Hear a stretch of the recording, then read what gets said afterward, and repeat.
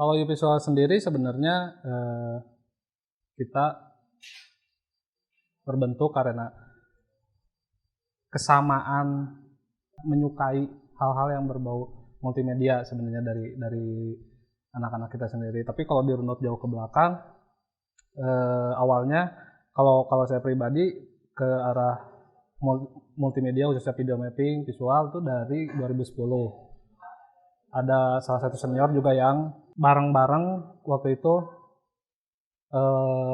ngulik di wilayah tersebut. Nah, berhubung ternyata ketika masuk UPI sendiri hal tersebut tidak terlalu banyak diajarkan karena emang tujuannya kita lulusan UPI sendiri itu jadi pendidik, jadi semuanya hanya belajar basic.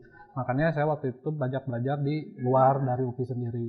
Nah, ketika saya 2014 main-main ke kampus lagi, nongkrong sama anak-anak, ternyata banyak juga yang merasa bahwa mereka pun juga ekspektasi awal masuk UPI-nya seperti itu, ingin mempelajari tentang multimedia dan motion grafis. Akhirnya kebetulan saya punya sedikit ilmu yang lebih, ya saya ajarkan bareng-bareng di situ, kita bikin komunitas. Kita meresmikan diri bahwa kita terbentuk tuh di video mapping Isola.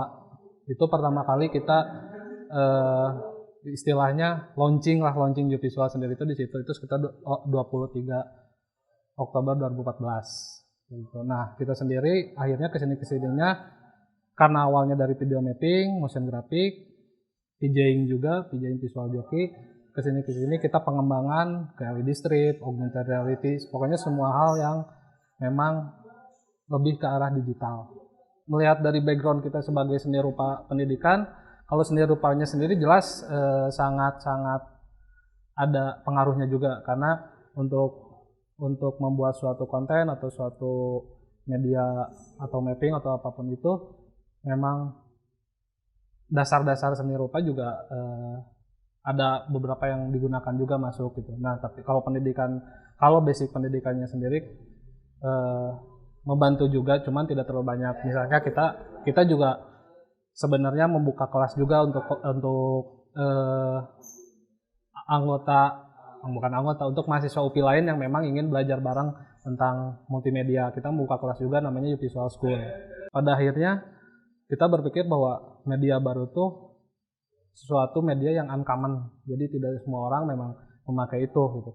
Nah, kita coba mengeksplor hal tersebut lebih pada hal tersebut. Pengembangan dari LED strip yang memang dibikin suatu visual atau augmented reality yang digabung dengan video mapping atau video mapping yang digabungkan dengan LED, dan hal-hal yang kita bisa eksplor lagi yang memang mungkin di kita tuh masih sesuatu yang baru seperti itu. Tapi tidak menutup kemungkinan misalnya kita juga menemukan media lama dan kita kemas ulang lagi dengan suatu konsep yang baru, itu bisa jadi suatu hal yang baru juga. Awalan yang pertama kita bikin bareng-bareng jelas Villa Isola. Itu karya kita pertama yang memang mimpi kita bareng-bareng, kita pengen nge-mapping sebuah gedung dan akhirnya kesampaiannya di Isola, di rumah kita sendiri gitu, yang memang historis si gedungnya tersebut juga oke gitu, dan itu belum pernah dilakuin juga sama orang lain. Jadi kita emang pertama yang nge-mapping di gedung Isola itu juga jadi salah satu pencapaian kita yang memang kita cukup senang gitu, bahkan sampai 3 kali cukup senang. Kalau untuk karya yang paling kita sampai saat ini kita paling bangga khususnya di visual sendiri itu karya yang masuk nominasi finalis ke Festival Jepang. Karena kita ekspektasinya waktu itu tuh ya kita bikin terus kita apply dan tidak berharap banyak bahwa kita akan menang, karena festival tersebut juga internasional dan memang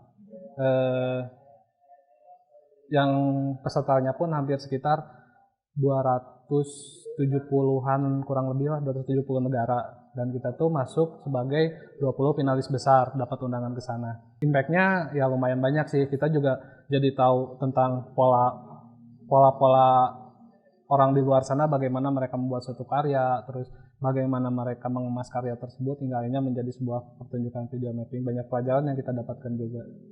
Untuk jadi sebuah karya seni sebenarnya sangat luas dan masih, kalau menurut saya masih terbuka, cukup banyak kesempatan yang bisa dikembangkan sih. Misalnya kalau kita sendiri dalam membuat suatu karya sebenarnya tidak ada batasan sampai ke gimana nih caranya kolektor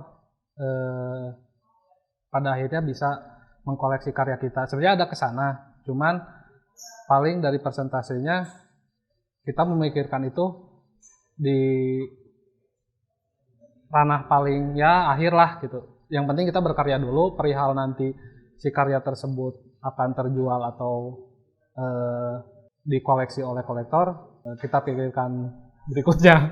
Ya contohnya gini, ketika kita membuat kemarin mungkin suatu karya virtual reality, kita waktu itu bikin di Taman Budaya. Untuk pameran di Taman Budaya kita buat suatu VR. Untuk pengemasannya sendiri masih terbilang cukup mahal karena di alatnya sendiri. Nah, pengemasannya sendiri bisa, cuman ya kita paling berbenturan akhirnya dengan apakah mau si kolektornya tersebut mengakomodir alatnya tersebut. Karena kalau misalnya kita pameran di sebuah galeri dengan konsep video mapping kita, nah nanti si instalasi video mappingnya memungkinkan nggak dibawa ke si pihak kolektornya, seperti itu sih. Di visual sendiri kedepannya ya jelas kita masih terus berkarya dengan dan mengembangkan apa yang dari background yang kita punya. Kalau melihat apakah di Indonesia sendiri karya new media diapresiasi atau tidak, sebenarnya kalau pengalaman saya kemarin ke Jepang tuh dari apresiatornya sendiri juga sangat masih berbeda, walaupun sekarang mulai aware juga sih orang-orang yang emang terbuka di wilayah apresiasi terhadap seni. Cuman kalau kita boleh bandingin di sana tuh orang-orangnya lebih ya kalau melihat suatu pameran atau suatu galeri itu mereka ya fokus terhadap karya seninya dengan penilaian mereka. Tapi kalau di kita lebih ke mungkin Instagramable-nya atau sosial medianya, mungkin lebih ke sana sih. Mereka lebih mencari eksistensi dirinya ketika keren nih datang ke pameran itu, lebih ke sana. Tapi di lambat laun sih itu pasti berubah, cuman ya agak lama. Nah, untuk visual sendiri ya kita lebih mencoba mengembangkan di wilayah bagaimana kita mengembangkan kemampuan yang kita punya sekarang dengan